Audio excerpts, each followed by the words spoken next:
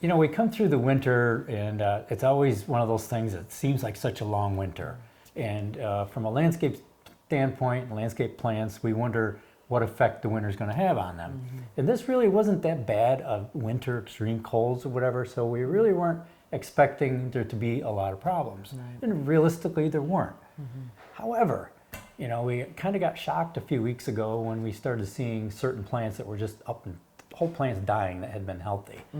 And a lot of these plants looked really good all through the winter seasons, but then as soon as the temperatures started to rise, you see a lot of brown and orange and dead in those.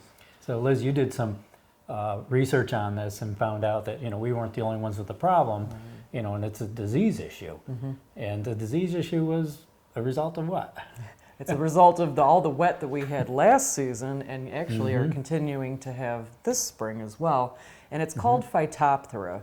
And what that is a root rot disease. And with our clay soils in our area, that can create a bowl kind of effect where that holds water. And if a lot of these evergreens in particular are sitting in that standing water for such an extended period of time, that can cause some rotting of the roots and then eventual die-off.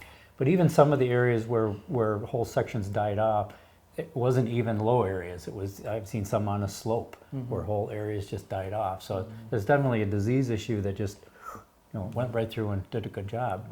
You know, two plants in particular that were used a lot. One is sea green juniper, that, you know, is one of those plants that's always been tough and easy and whatever, and whole section and here, there, and everywhere that they've died.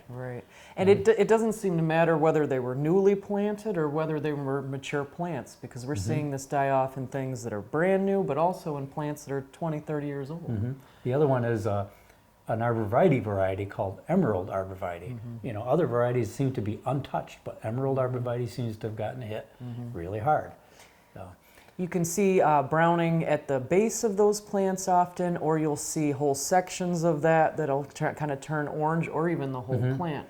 But you also, you know, may see just kind of some tips here and there, which may be regular winter damage, but it may be related to the water stress as well. To it. So what can we do about it? Raising them up a little bit, pulling the mulch away from the crown, especially new plants, you know, planting them a little high if you're putting new ones in. And if you have a susceptible variety, don't plant it in the same place where one died. You know, don't plant it with the same thing, put something else in. Okay? So thank you for joining us today. I'm Liz Snyder. And I'm Jim Hotelling, the home gardeners from Hillside Garden Landscaping.